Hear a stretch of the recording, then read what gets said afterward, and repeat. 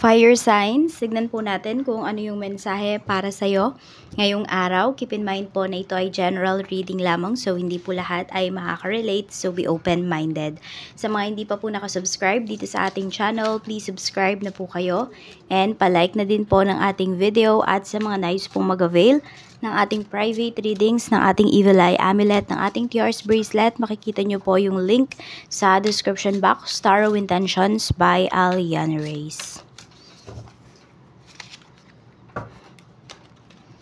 Tignan po natin. Okay, ano ang mensahe natin para kay fire signs ngayon? We have love on the brain. Dreaming, fantasizing, daydreaming, nostalgic. Okay, pero more on siguro emotional kayo ngayong araw na to. Ayan po kasi 'di ba itong love on the brain natin naka-reverse kasi siya. So, pwedeng may nararamdaman talaga kayo towards sa isang tao and hindi nyo lang yan iniisip, 'di ba? Kung hindi po, yan ay nararamdaman po ninyo. Tignan natin ano pa yung mga mensahe for you. We have happiness hater. Tignan mo, may tao dito na ayaw kang maging masaya. So, parang siya ay yung tipo ng tao na kumukontra lagi sa kasiyahan mo. Reflecting.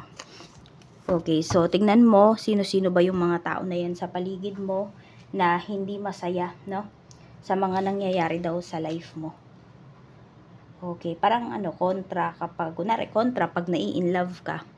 Basta lagi siyang kumukontra sa mga sinasabi mo. Yan.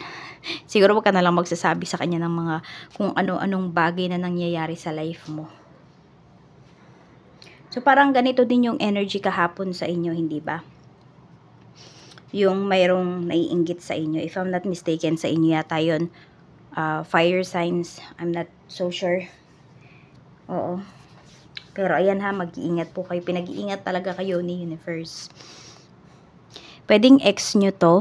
Yan. Ex ninyo hindi masaya sa kung ano yung tinatamasa ninyong saya pagdating sa buhay, pagdating sa pakikipagrelasyon ngayon. So, kung may contact ka pa with this person, totally i-block mo na. Yes, kasi pwedeng kung meron kang relationship ngayon, pwedeng yan pa yung pag-awayan ninyo. Tignan natin ano pa yung mensahe.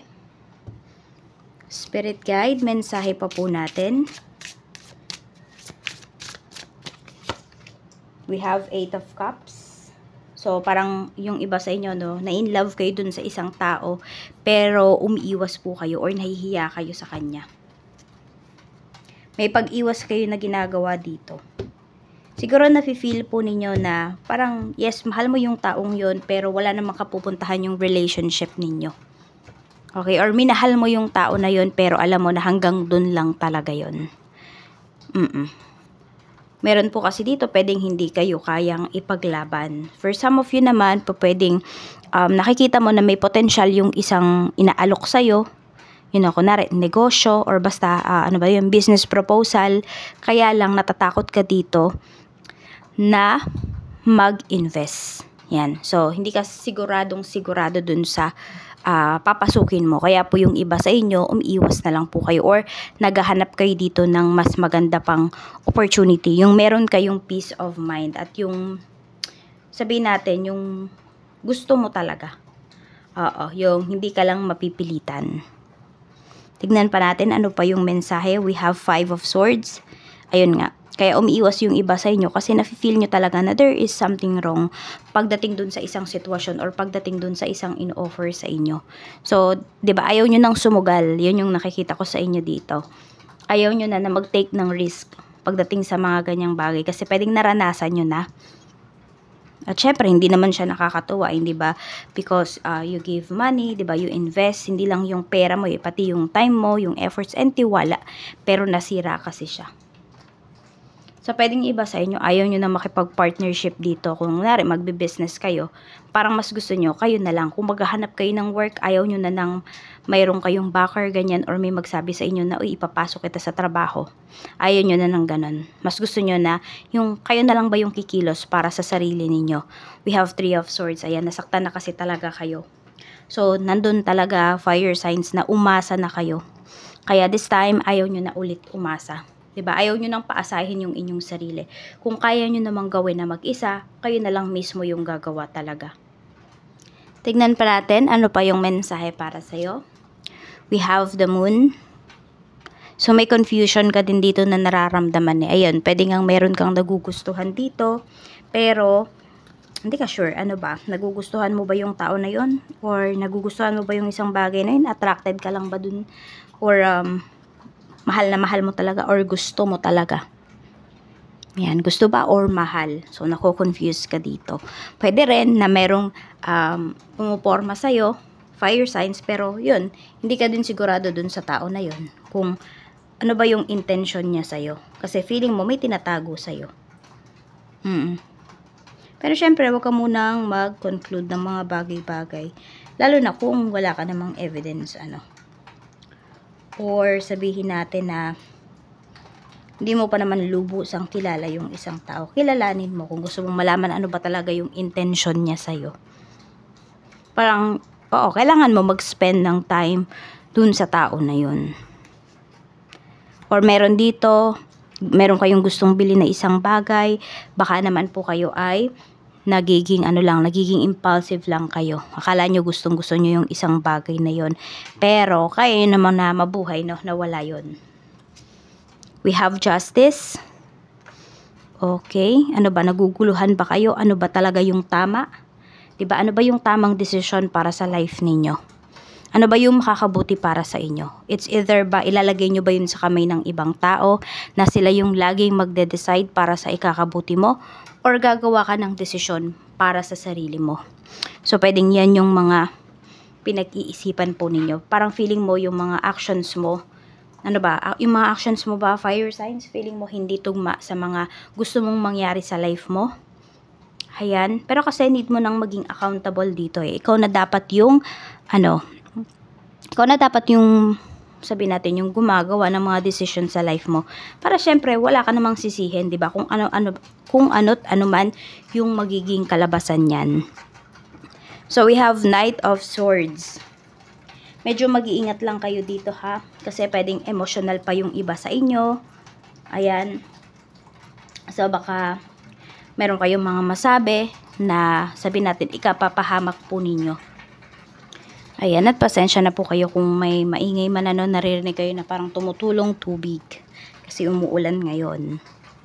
Kaya mag-iingat ang lahat. We have 2 of Pentacles. Diba, may pagdadalawang isip ka talaga dito. Yung iba nga sa inyo, pwedeng ano ba yung isusuot ninyo ngayon? Diba? Pwedeng ganung bagay lang. Doon kayo nagdadalawang isip. Tignan natin. We have Death card. Okay. Sa pagbabago talaga to pagdating sa life mo. Ayan. So, need mo nang mag-decide talaga. Yung sinasabi ko sa'yo dito kanina, ikaw dapat yung mag-decide para sa sarili mo. Walang dapat ibang magmando sa life mo. Sabi nga, you are the captain of your own ship. We have 9 of Wands. So, protect mo. Protect mo din yung peace of mind mo dito. So, mag-decide ka na.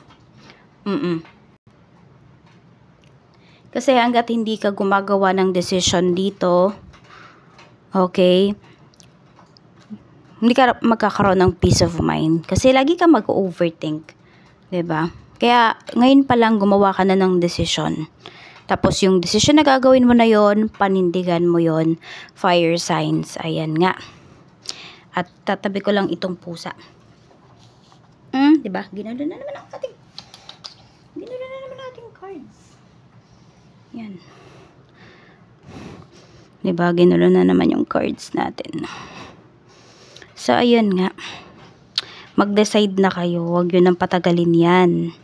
Fire signs. Tingnan natin ano pa yung mensahe. Di na tuloy naging maayos. We have the Empress. May buntis ba dito? May buntis ba dito? Nagugulhan kayo kung sino yung tatay. Ano yan? Ano yan nakikita natin? Ayan na energy. Ha? Meron dito ha. Mag-ingat naman kayo kung kayo ay may naka one night stand. Parang nag-iisip yung tao dito na nakikita ko. Kung kanino niya ba ipapaako yung kanyang anak. Kaya mag-iingat kayo. Okay? So may mga warnings talaga si universe sa inyo dito. We have the Fool. Mag-ingat kayo kasi baka maloko kayo ha. We have Two of Cups. Yan yung iba sa inyo, mukhang mahal nyo na yung taong to. Kaya nga diba, ito, yung love on the brain. So, akala mo, iniisip-isip mo lang yung tao na yon, ganun, attracted ka lang sa kanya, pero fire signs, baka nagugustuhan mo na talaga siya. So, mag-iingat ka, ha?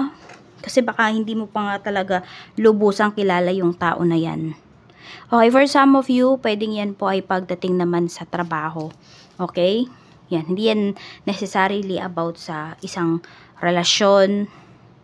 Tignan natin. We have Page of Wands. Meron tayo ditong Strength. Ayan, enhance mo daw yung mga skills na mayroon ka. Malayo pa yung mararating mo, fire signs. So, di ba kung may mga tao na nagsasabi na, oh, si fire signs hanggang dyan na lang yan. Huwag kang maniwala sa kanila. Kasi malayo pa yung mararating mo. Madami ka pang mga opportunities, marami pang mga breakthroughs sa life mo. We have the Lovers. Ayan.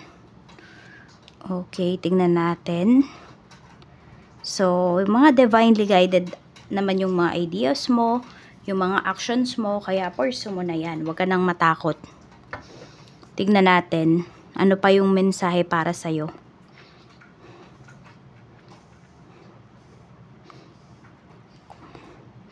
Okay. Tignan lang natin ha, kung ano pa yung mapipick up natin na energy dito. Meron ba dito, ayaw kang pakawalan, pero parang ayaw ka din namang i-treat ng maayos. Ito yung energy na to. May tao dito na ayaw kang pakawalan pero ayaw kang i-treat ng maayos.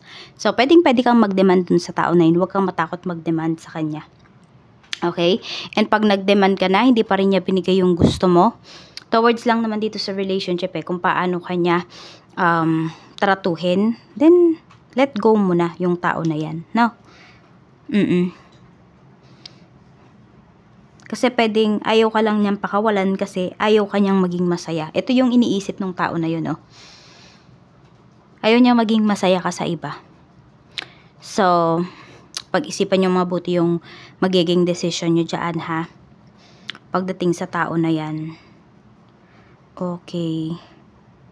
Mag-ingat kayo. Kasi meron naman dito, pabigla-bigla. Parang meron dito isang tao malapit sa'yo, magugulat ka na lang sa mga decisions niya. Oo, parang basta, sobrang bilis niya namang magdesisyon.